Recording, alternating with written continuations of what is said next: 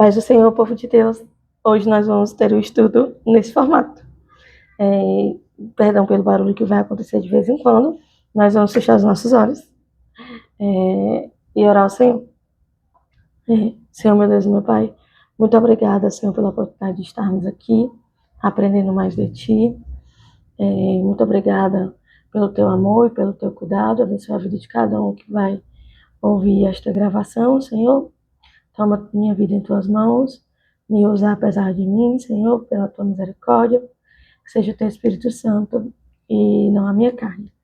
É o que eu te oro, crendo, já te agradeço, em nome de Jesus. Amém.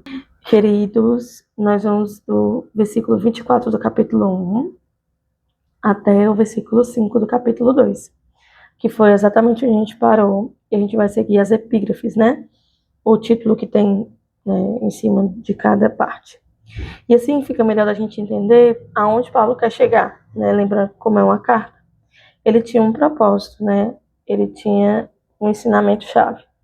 E, como a gente viu no primeiro capítulo, a oração de ação de graças e a oração intercedendo pela igreja já nos traz essa visão, né, de Paulo sobre o crescimento do evangelho.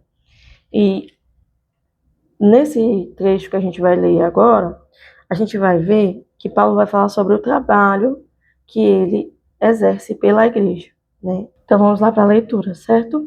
Eu vou usar aqui a versão mais recente da NVI para a gente entender melhor. A gente vai ler agora nesse primeiro momento do versículo 24 até o 29, para terminar o capítulo 1. Agora alegro-me nos meus sofrimentos por vocês e completo no meu corpo o que resta das aflições de Cristo, em favor do seu corpo, que é a igreja. Dela me tornei ministro de acordo com a responsabilidade que me foi dada por Deus, para apresentar a vocês de modo pleno, né, ou em sua plenitude, a sua palavra. O mistério que esteve oculto durante épocas e gerações, mas que agora se manifestou a seus santos.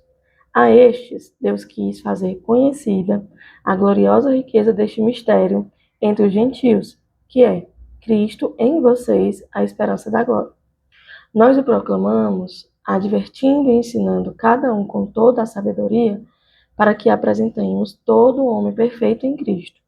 Para isso eu me esforço, lutando conforme a força dele que atua poderosamente em mim. Nesse livro aqui, que é uma coleção, né, Paulo para Todos, que seriam estudos mais acessíveis, né? O autor, né, o teólogo, eu vou colocar o nome dele, porque eu não vou fazer a pronúncia em inglês também, não. Não vou me atrever, não. Me arriscar, não. Mas ele traz um exemplo muito interessante, porque como Paulo falou sobre a questão do fruto do evangelho, né, e frutificando na vida deles, e como ele fala durante toda a oração, né, enraizado e frutificando, esse momento em que Paulo vai falar agora, seria como se ele fosse uma árvore, né, muito antiga já, com essa experiência, uma árvore, né, robusta, né, frondosa, assim, grande, e que já viveu muito, e estaria assim, olha, aqui, né, o meu papel seria ser este lugar de sombra e experiência, para vocês entenderem que não sou deste tamanho, né, com essa experiência, por minha própria força, mas pelo poder que Cristo atua em mim. Então, seria algo assim, ó, pela minha experiência, eu ensino a vocês com temor, porque essa foi a responsabilidade que Deus me deu, para apresentar a vocês a palavra de Deus, para apresentar a vocês o mistério que é Cristo em vocês, como esperança, né, da glória futura. Então, a gente está participando, os gentios estarem participando do que Cristo, né, ensina e traz, um privilégio, uma alegria e uma grande responsabilidade que Paulo está apresentando. E tudo isso ele faz crendo que é Cristo, é sobre Cristo, né? O poder do Evangelho como parte do corpo de Cristo, a partir da atuação do Espírito Santo. E é muito interessante porque a gente está na escola bíblica, eu estava atrás aqui da revista, mas não está aqui, que é para a gente está estudando justamente sobre a igreja dos gentios, né? Como a igreja como a palavra de Deus, o evangelho, foi levado aos gentios, aqueles que não mereciam, aqueles que não faziam parte do povo de Israel, né? Mas Cristo é a manifestação da graça de Deus. Então é um favor imerecido. A gente vai ver durante todo o estudo, né? E a gente vai ver durante toda a Bíblia, principalmente no Novo, né, Testamento, sobre como Cristo atua, né? O plano de redenção. Então Paulo está dizendo assim, ó, eu sofro tudo isso crendo que o Espírito Santo começou a fazer, o que Cristo nos ensinou, para todos, para todos aqueles que creem. Por quê? Porque esta é a mensagem, é a essência do Evangelho. A gente viu no último encontro o que é o Evangelho. A essência do Evangelho é Cristo. A graça e a misericórdia de Deus, a redenção manifesta na cruz de Cristo. Então Paulo vai dizer assim, ó, eu me alegro porque eu estou sofrendo, porque isso gera a ação, né, a manifestação do poder do Evangelho, para que outras vidas sejam alcançadas, principalmente a de vocês. E é assim que ele começa o capítulo 2. Ele vai dizer assim, ó, quero que vocês saibam quanto estou lutando por vocês, pelos que estão em Laodiceia e por todos os que ainda não me conhecem pessoalmente. Esforço-me para quê? Para que eles, né, ou vocês, sejam fortalecidos em seu coração, estejam unidos em amor e alcancem toda a riqueza do pleno entendimento, a fim de conhecerem plenamente o mistério de Deus, a saber, Cristo. Nele, ou seja, em Cristo, estão escondidos todos os tesouros da sabedoria e do conhecimento. Eu lhes digo isso para que ninguém os engane com argumentos que só parecem convincentes. Porque, embora esteja fisicamente longe de vocês, em espírito estou presente e me alegro em ver como estão vivendo em ordem e como está firme a fé que vocês têm em Cristo. Então, Paulo vai continuar explicando que esse esforço, que esse sofrimento, né, que por amor a Cristo tem um propósito. É que o coração, ou seja, a fé, aquilo, lembra do guardar o coração, de guardar aquilo, de perseverar, porque é dali que vai frutificar os bons frutos, seja fortalecido, que vocês estejam ligados e unidos em amor, porque não tem como eu ser alcançada por Cristo e essa transformação ser só em mim, né? Eu estou lendo um livro, Praticando o Discipulado, se eu não me engano, o nome, né? Eu não estou com ele aqui agora. Mas tem uma passagem que ficou martelando muito na minha cabeça, que o autor diz assim, ó, não tem como você ser filho sem você ser irmão, né? Não tem como você ser alcançado por Deus sem ter este lugar de comunhão. E aí, Paulo continua aqui, né? Ó, alcancem toda a riqueza do pleno entendimento, a fim de conhecerem plenamente o mistério de Deus. E quando a gente vai ver, lembra que eu falei sobre a questão das palavras repetidas? Essa questão das palavras repetidas tem que chamar a nossa atenção. A gente tem que entender qual é a mensagem dessa repetição. E aí eu fui procurar o significado de plenitude, em especial a plenitude para Paulo, que seria esse lugar de totalidade, de maturidade, né, de estar num lugar que seria inteiro. Então, onde é que eu busco essa sabedoria e esse conhecimento? Em Cristo. Quando eu busco em Cristo esse relacionamento de entender como Cristo e através também do Espírito Santo, nele, os tesouros que estão escondidos, eu não vou ter só um conjunto de saberes, né? Não vai ser só conhecimento. Não vai ser só, eu sei que Cristo ensinou isso. Eu sei que a Bíblia diz tal coisa. Não. Vai ser um lugar de perseverança, de sabedoria, que seria esse conhecimento aplicado, e a questão da prática. A gente vai ver muito sobre isso. Por quê? Porque às vezes a gente faz essa separação. a gente pega tudo que a gente aprende e não consegue aplicar na vida. E aí, quando vem essa questão, né, com argumentos que só parecem convincentes, a gente seria enganado.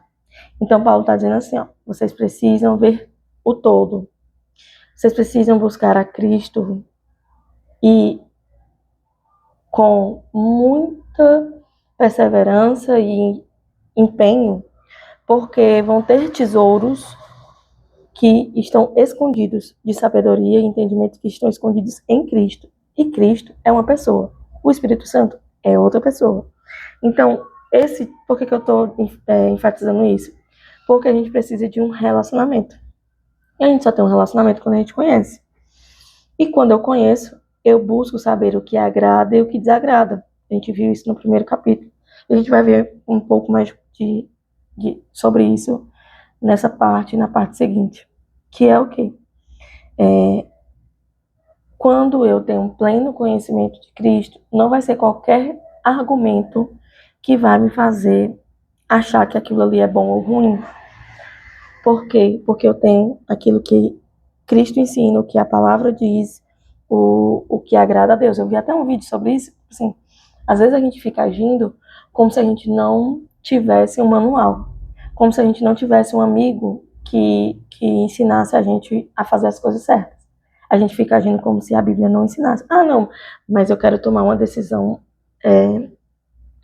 sobre a minha vida, mas lá na Bíblia não vai dizer que eu tenho que decidir sim ou não, ir ali ou não ir ali. Não, não vai dizer, não vai ter lá seu nome, né? Jéssica, você tem que fazer isso, não. E isso sim, não, mas vai ter ensinamentos, sabedoria, que a gente precisa ver com olhos de temor e de amor, para viver em ordem e ter a fé firme em Cristo Jesus, ter o nosso coração fortalecido em Cristo Jesus, para perseverar, né? Então, Paulo está preparando o terreno para o assunto que seria o que a igreja estaria precisando dessa orientação. Mas começa daí, né? A gente vai ver do versículo 6 em diante, que ele não vai falar só sobre essa questão desses argumentos convincentes, mas vai falar sobre vãs filosofias, vai falar sobre essa questão de fundamentos e tudo mais, como se fosse, assim, uma mistura. E isso é natural, por quê? Porque Colossos, né? Os colossenses, eles eram gentios. Então, eles não, apesar, né, de, por exemplo, terem ouvido falar e tal, não é neste lugar de quem sabia da lei de Moisés, cumpria a lei de Moisés. Não, era de um povo que não estava ali, mas que alcançou a graça, né? Quer dizer, foram alcançados pela graça de Cristo. Então, Paulo está ensinando, né? Então, este primeiro vídeo vai ser só até aqui. Eu vou também trazer nos próximos vídeos, que provavelmente vai continuar nesse formato por algum tempo, pelo menos, mas que é o próximo tema, que é o legalismo, que seriam essas regras. Mas Paulo está nos adiantando que nós precisamos aprender a amar a Cristo, ter um relacionamento com Ele, esvaziar o nosso coração e a nossa mente daquilo que a gente acha que sabe e de nós mesmos, para ser cheios do Espírito, andar no Espírito, porque a gente vai entender que essa sabedoria, esse conhecimento, esse aprender o Evangelho não é só um negócio do eu aprendo até aqui e aí depois quando eu chego aqui, pronto, aprendi tudo que era necessário. Não, é uma caminhada que não é reta, né? Tem altos e baixos, tem desafios, e que se a gente não tiver com o coração entregue a Cristo e aberto para que o Espírito Santo possa mudar, a gente pode se tornar escravos de nós mesmos ou escravos de outras convicções, outras regras e outras coisas que não ser escravo de Cristo, né? Ser dependente do que Cristo ensinou, ser dependente do que Deus quer nos ensinar. Então, por enquanto seria isso. Então, vamos fechar os nossos olhos. Eu vou aguardar os comentários de vocês, mas vamos orar. Senhor, meu Deus, meu Pai, muito obrigado por essa oportunidade, Senhor, de te buscar cada vez mais. Abençoa, Senhor, para que o nosso coração, Senhor, seja quebrantado pelo Teu Espírito Santo, que Teu Espírito Santo ache em nós, Senhor, espaço e liberdade para nos tratar, Senhor, que não seja só mais um estudo, não só mais um momento de ouvir o que Tu tem falado através da Tua palavra, mas que seja realmente um momento de transformação, Senhor. Cuida, Senhor, da nossa mente, guarda a nossa mente, como a Tua palavra ensina, que realmente nosso coração tenha esse terreno fértil para dar bons frutos. Nos faz dependente de Ti, nos faz sensíveis à Tua voz, abre o nosso coração, o nosso entendimento, nos dá discernimento, Senhor. Nos dá fome e sede da Tua palavra, que a gente realmente venha buscar os Teus ensinamentos, Te conhecer, Senhor, ter um relacionamento verdadeiro contigo. Abençoa a vida de cada um que chegou até aqui e que vai ouvir esta mensagem. Obrigado pelo Teu cuidado, pelo Teu amor. Em nome de Jesus. Amém.